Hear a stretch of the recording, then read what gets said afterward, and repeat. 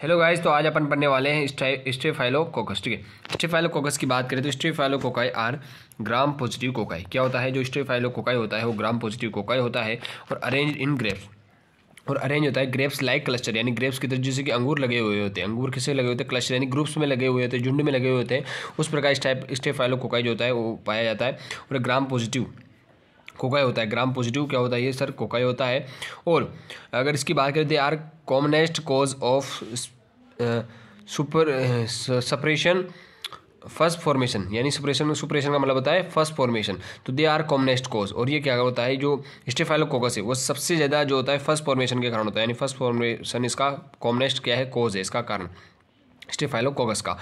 और sir Alexander जो Augustine नाम का एक वैज्ञानिक था, उसने एस्टेब्लिश किया the pathogenic role of abscesses and other suppurative lesions, यानी जो कोई लीजन था, एक घाव था, एप्सिस था, एप्सिस यानी घाव था जहाँ से फर्स्ट फॉर्मेशन हो रहा था, वहाँ से एक अलेक्जेंडर नाम का एक क्या था वैज्ञानिक था, जिसने क्या किया? स्टेफाइलोकोकस को क्या एस्टेब्लिश किया, वहाँ से इसने खोजा स्टेफाइलोकोकस को। ठीक है, और he give the name staphylococcus, और उसने जो नेम दिया स्टेफाइलोकोकस वो staphylis, meaning of bunch of grapes. Staphylis का मतलब होता है बंच ऑफ ग्रेप्स, या कोकोस मीन्स होता है बेरी, यानी बेरीज, और जो grapes like cluster from the typical arrangement होता है ऑफ द कोकाई का इन ग्रेप्स लाइक क्लस्टर में, यानी इसका मतलब एक टाइपिकल अरेंजमेंट होता है किसका? कोकाई का। क्योंकि अपने बात की स्टेफाइलोकोकाई, कोकस का मतलब कोकाई होता है और स्टेफाइलो का मतलब बंच ऑफ ग्रेप्स, यानी कोकाई जो होता है वो ग्रेप्स लाइक क्लस्टर में क्या होता है? अरेंज होता है। तो ये होता है स्टेफाइलोकोकस का मतलब।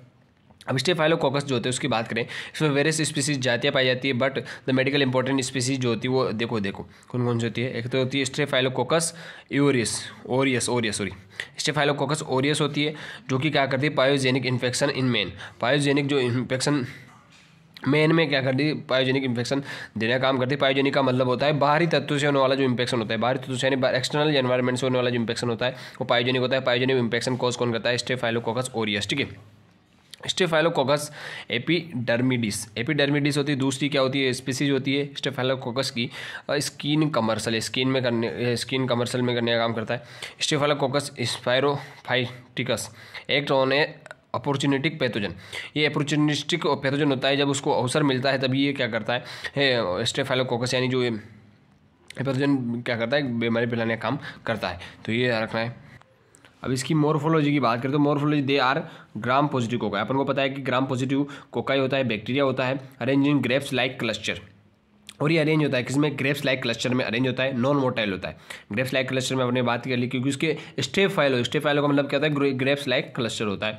नॉन मोटाइल होता है यानी गति नहीं करता ये। नॉन स्पोर, इसमें स्पोर नहीं पाए जाते, अंडे नहीं पाए जाते इसके, और अप्रॉक्सीमेटली इसका जो साइज है वो 1 माइक्रोमीटर इसका डायमीटर होता है, यानी नॉन स्पोरिंग होता है, नॉन मोटाइल होता है और ग्रेप्स लाइक क्लस्टर में अरेंज होता है, ग्राम पॉजिटिव होता है। ये इसकी मॉर्फोलॉजी होती है।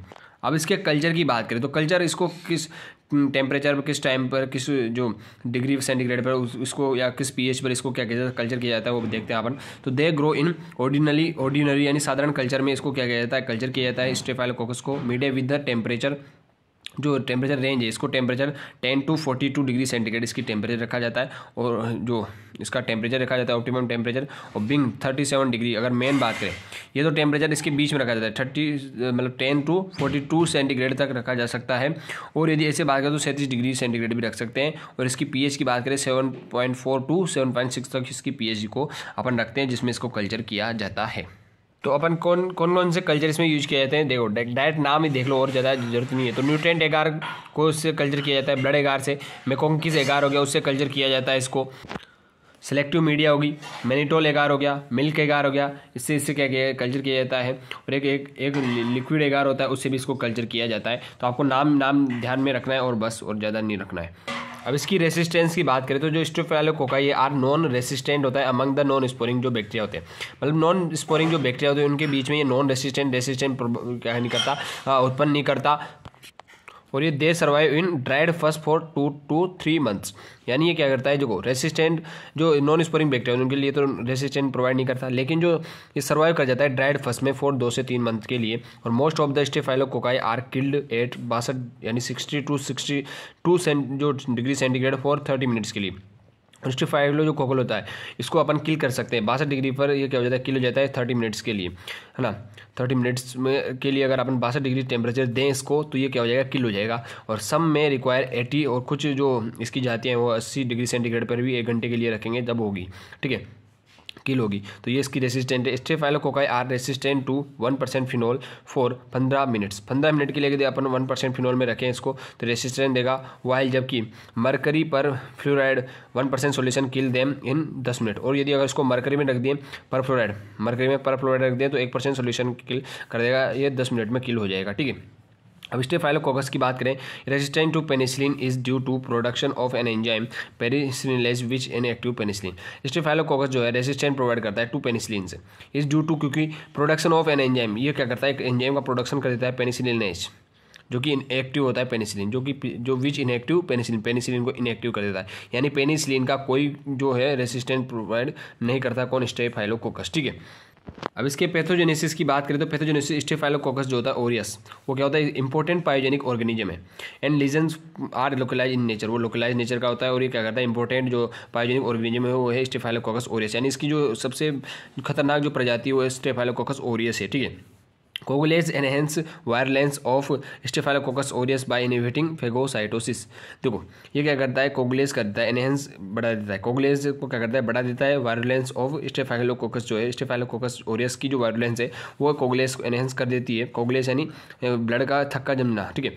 इनहिबिटिंग फेगोसाइटोसिस यानी फेगोसाइटोसिस को इनहिबिट करने का काम भी करता है।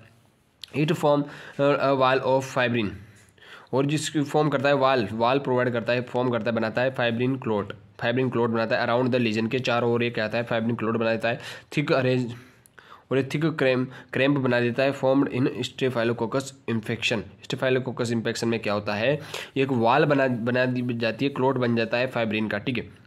यहाँ रखना। स्टेफाइलोकोकस डिजीज में भी क्लासिफाइड क्यूटिनियस एंड डीप इन्फेक्शन, दो प्रकार से अपन इसको बांट सकते हैं। एक तो क्यूटिनियस होता है, वो एक डीप इन्फेक्शन होता है। क्यूटिनियस इन्फेक्शन की बात करें तो सुपरफिशियली इन्फेक्शन इंक्लूड फस्ट्यूल्स, घाव बढ़ जाते हैं, pustules, boils, sepsis, pemphigus, neonatorum wound and burn infection. तो ये क्यूटिनियस इन्फेक्शन में जो देखने को मिलता है अपन को, स्टेफाइलोकोकस वो कहाँ से एंटर कर सकता है, क्यूटिनियस इन्फेक्शन कोज कर सकता है।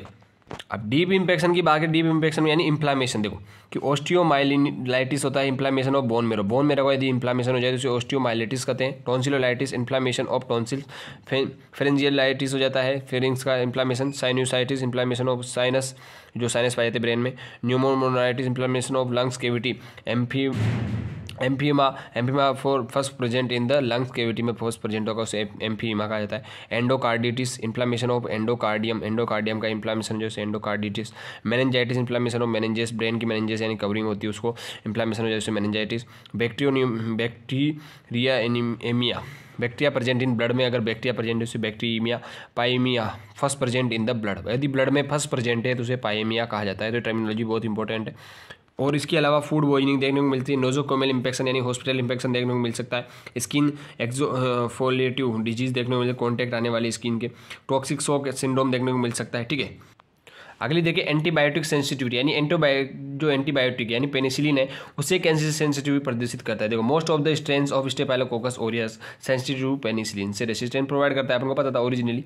सून after penicillin come to be used clinically resistant strains begin to emerge, ठीक है। इसको क्या कहता है, रेसिस्टेंट देने के लिए पेनिसिलिन में इमर्ज करके रखा जाता है। Penicillin resistant and staphylococcus due to production of penicillinase, क्योंकि पेनिसिलिन नेज एंजाइम क्या करता है, प्रोडक्शन कर लेता है, इसलिए रेसिस्टेंट प्रोवाइड करने का काम करती है penicillin.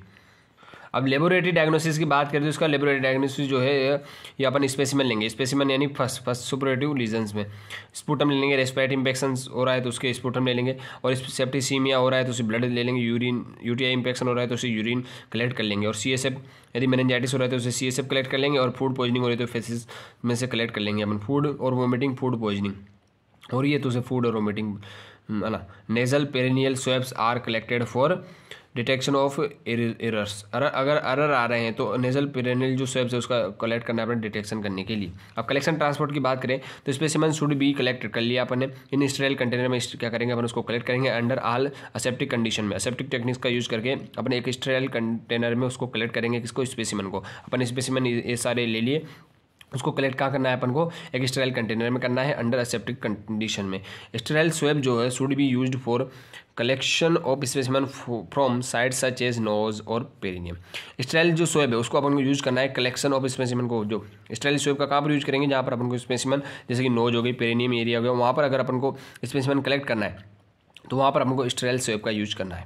Blood should be collected in blood culture, और ब्लड जो है अपन को ब्लड कल्चर से कलेक्ट कर लेना है। Bottles specimen should be transported immediately to the laboratory process. और जब अपन उस बोतल को ब्लड कल्चर बोतल ले ली, उस ब्लड ले लिया, उसमें से अपन स्पेसिमेन ले लिया, उसको अपन ट्रांसपोर्ट कर देंगे immediately to the laboratory processors के लिए। अब लेबोरेटरी में पहुंच गया स्पेसिमेन तो डायरेक्ट माइक्रोस्कोपी करेंगे उसको। दो टाइप से, एक तो डायरेक्ट माइक्रोस्कोपी या फिर कल्चर किया जाता है। तो डायरेक्ट माइक्रोस्कोपी की बात करें, डायरेक्ट माइक्रोस्कोपी में क्या करेंगे अपन, विद ग्राम जो स्टैंड स्मीयर्स हैं ऑफ पस और वुंड के एक्सेलहेट is useful where gram positive cocci in cluster में बी सीन। अपन को अगर डायरेक्ट माइक्रोस्कोप से देख रहे हैं तो अपन को क्लस्टर दिखाई देंगे, ग्राम पॉजिटिव कोकाई के क्या दिखाई देंगे, क्लस्टर दिखाई देंगे ग्राम स्टेन करेंगे तो स्टेन करने पर, ठीक है। कल्चर की बात करें तो द स्पेसिमन आर, अपने बात ही कर ली थी पहले, कल्चर की specimen are included in following media में ब्लड एगार में देख सकते हैं पेप्टोन वाटर का यूज़ करके। अब दूसरी ये है कि कोलोनी या ग्राम स्टेनिंग की बात करें तो on the blood agar colonies are 2.4 mm जो है डायमीटर की सर्कुलर रेज्ड ओपो क्यों मतलब होता है कोई इरेगुलर शेप, ठीक है, and produce golden yellow pigment produce करने का काम करेगी ग्राम स्टेनिंग करने पर। Beta hemolysis is seen around this colonies, इन कॉलोनीज के चारों ओर क्या दिखाई देगा अपन को, बीटा हेमोलाइसिस दिखाई देगा। उन gram staining they are the cocci 1 micrometre in diameter arrange in grape like cluster दिखाई देगा। नॉन मोटाइल दिखाई देगा। Cocci in cluster are seen in hanging drop preparation, अगर हैंगिंग ड्रॉप प्रिपरेशन कर रहे हो तो उसमें नॉन मोटाइल दिखाई देगा। अब इसके ट्रीटमेंट की बात करें तो ट्रीटमेंट में बेंजाइल पेनिसिलिन का यूज करेंगे अपन। इफेक्टिव एंटीबायोटिक होती है जो सेंसिटिव स्टेन्स को क्या करती है, सेंसिटिव होती है उनसे, तो ये एंटीबायोटिक्स का यूज किया जाएगा बेंजाइल पेनिसिलिन का, ठीक है। अब इसे कंट्रोल कैसे करें, तो इसको कंट्रोल ये है कि जो सोर्स है आइसोलेशन एंड ट्रीटमेंट करेंगे इसका। Detection of carriers among hospital staff there is isolation and treatment, इसको डिटेक्ट करेंगे कैरियर्स की कहाँ से ये फैल रहा है, अमंग हॉस्पिटल के बीच में या स्टाफ के बीच में किसी से फैल रहा है तो उसको आइसोलेट करेंगे, फिर ट्रीटमेंट करेंगे उसका। स्टरलाइजेशन एंड इंस्ट्रूमेंट, स्टरलाइजेशन करेंगे अपन इंस्ट्रूमेंट का यूज करके अच्छी तरह से इंस्ट्रूमेंट का स्टरलाइज करेंगे। Detection of staphylo lesion of their treatment, और अपन उसके ट्रीटमेंट के लिए अपन डिटेक्ट करेंगे स्टेफाइलो लीजन्स को कि घाव कहाँ पे हो रहा है। Stop misuse of antibiotics, और अपन को एंटीबायोटिक्स जो एंटीबायोटिक्स है उनका मिस यूज स्टॉप करना होगा, यानी एंटीबायोटिक्स अपन को ज़्यादा नहीं लेनी है, नहीं तो अपन को पता है रेजिस्टेंट प्रोवाइड करने का काम करता है कौन, स्टेफाइलोकोकस। तो ये पूरा अपन ने पढ़ा स्टेफाइलोकोकस, ठीक है।